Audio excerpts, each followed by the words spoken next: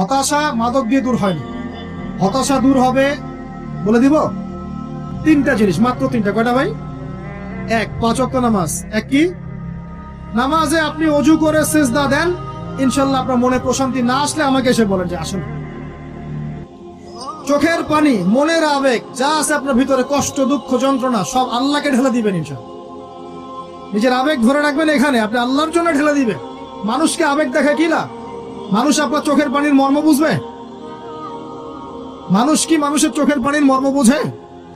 আপনার পিতা যদি মারা যায়, আমার কাছে এসে দোয়া চান কান্নাকাটি করে, আমি দোয়া করতে পারবো, কিন্তু আমি কিন্তু আপনার ফিলিংসটা বুঝতে পারবো না। আপনার অনুভূতি কে বুঝতে পারবেন? আল্লাহ পাক আপনার ঘাড়ের রগের চেয়েও কাছে আছে। সুবহান সুবহান, আল্লাহ পাক ঘাড়ের রগের চেয়ে কাছে আছে। গতকালকে বাংলাদেশের একজন বরেণ্য আলেমের সাথে একটা কনফারেন্সে ছিলাম। উনি বলছিলেন যে এক ব্যক্তি, এটা শোনেন, এক ব্যক্তি খুব তার শখ যে তিনি সাহাবীদের মতো নামাজ পড়া শিখবেন। কথা বুঝতে পারছেন? সাহাবীদের মতো নামাজ শিখবেন। তো একজন বরেণ্য আলেমের কাছে এসেছেন, এসে বলছেন যে আমাকে সাহাবীদের মতো নামাজ শিখিয়ে দেন। তখন সেই আলেম আরেকজন আলেমের সন্ধান দিয়েছেন, যা তুমি তার কাছে যাও, তিনি শেখাবেন। তো সেই ব্যক্তি তো অবাক হয়েছেন, কারণ যাকে প্রশ্ন করেছিলেন তিনি অনেক বড় মুহাদ্দিস, আর যার কাছে পাঠানো হচ্ছে তিনি অত বড় মুহাদ্দিস নন, কিন্তু আবেদ, আমল করেন। তাকে গিয়ে বলছেন উনি আমাকে পাঠিয়েছেন সাহাবী বলা নামাজ শিখিয়ে দেন।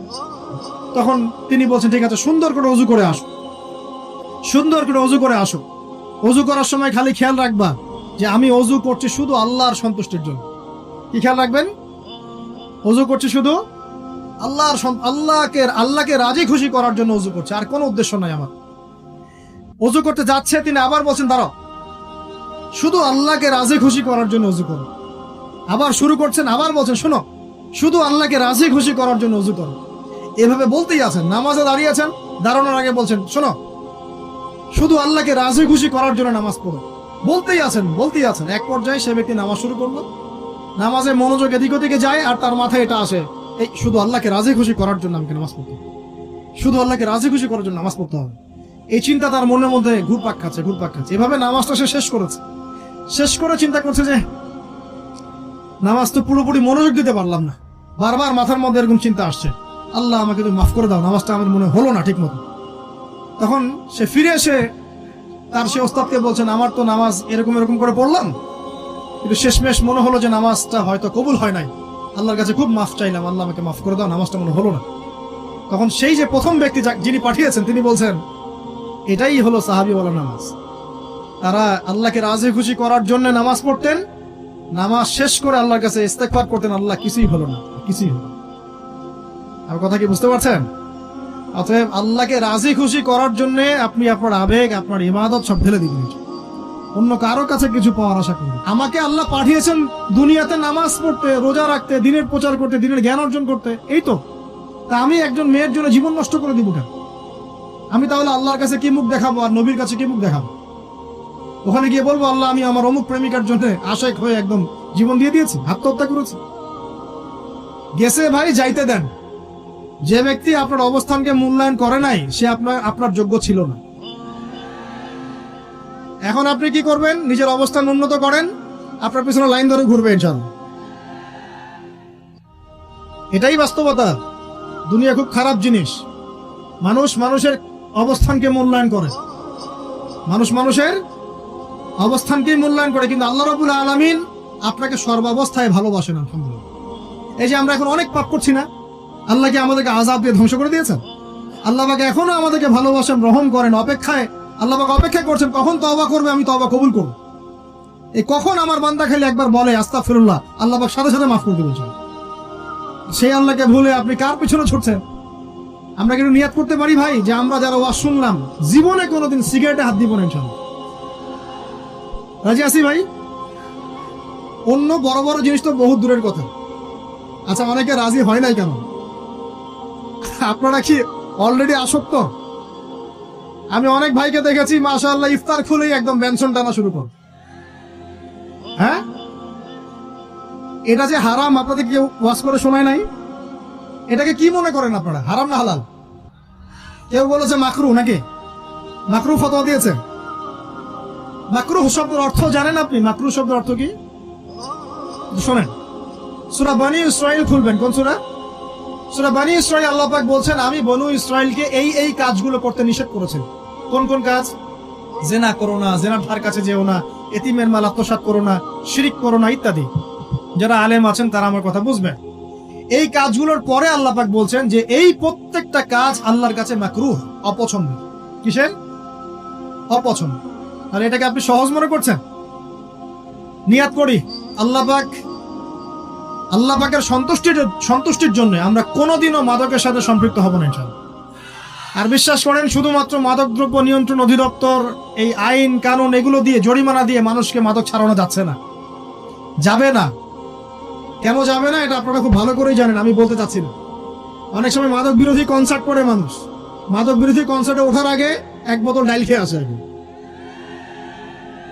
এগুলো কি বাস্তব কথা বলছি না অবাস্তব কথা বলছি?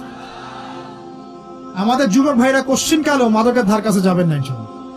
একটা হাদিস খালি মনে রাখেন, একটা, এই হাদিসটা মনে রাখেন। নবী সাল্লাল্লাহু আলাইহি ওয়াসাল্লাম বলেছেন, কেউ যদি মাদকদ্রব্য সেবন করে তার 40 দিনের নামাজ কবুল হবে না। সিগারেট একটা খেয়েছি, 40 দিন নামাজ নাই। এরপর যদি সে তওবা করে আল্লাহ মাফ করে দিবেন। আবার যদি মাদক খায় আবার 40 দিন কবুল হবে। যদি আবার তওবা করে আল্লাহ মাফ করে দিবে। আবারও যদি খায় আবারও 40 দিন কবুল হবে না, আবারও তওবা করলে আল্লাহ আবার মাফ করে দিবে। চতুর্থবার সে যদি মাদক খায়, আল্লাহ রাসূল সাল্লাল্লাহু আলাইহি ওয়াসাল্লাম বলছেন, আল্লাহ পাক কিয়ামতের মাঠে তাকে তিনাতুল খাবাল পান করাবেন। কি পান করাবেন? তিনাতুল খাবাল। সাহাবীরা বললেন, ইয়া রাসূলুল্লাহ, এটা কি? তিনাতুল খাবাল কি? নবী সাল্লাল্লাহু আলাইহি ওয়াসাল্লাম বলছেন, এটা হচ্ছে জাহান্নামীদেরকে আযাব দেওয়ার পর তাদের রক্ত মাংসের যে পুঁজ বের হবে, এই যে ড্রিঙ্কস, জাহান্নামের হার্ড ড্রিঙ্কস, এই ড্রিঙ্কস এর নাম হলো তিনাতুল খাবাল। আল্লাহ পাক আমাদের সবাইকে মাদক থেকে বাঁচিয়ে রাখুন। তল হচ্ছে কোরআন তেলাওয়াত। যে ব্যক্তি কোরআন তেলাওয়াত করতে পারে নিয়মিত, তার মনের মধ্যে এই হতাশা, এই ভীরুতা, এই কাপুরুষতা কিচ্ছু আসবে না ইনশাআল্লাহ। আমি গ্যারান্টি দিচ্ছি আপনাকে, হতাশা আসবেই না আপনার মনে যদি আপনি কোরআন বুঝতে পারেন। কোরআনের একটা আয়াত নিয়ে কোন কোন সময় দেখা যায় 2-3 ঘন্টা সময় পার হয়ে যাচ্ছে, আয়াতটা ছেড়ে সামনে যেতে পারছি না। কোরআনের ভিতরে ঢুকলে আপনি দুনিয়ায় ভুলে যাবেন কি হচ্ছে আশপাশে।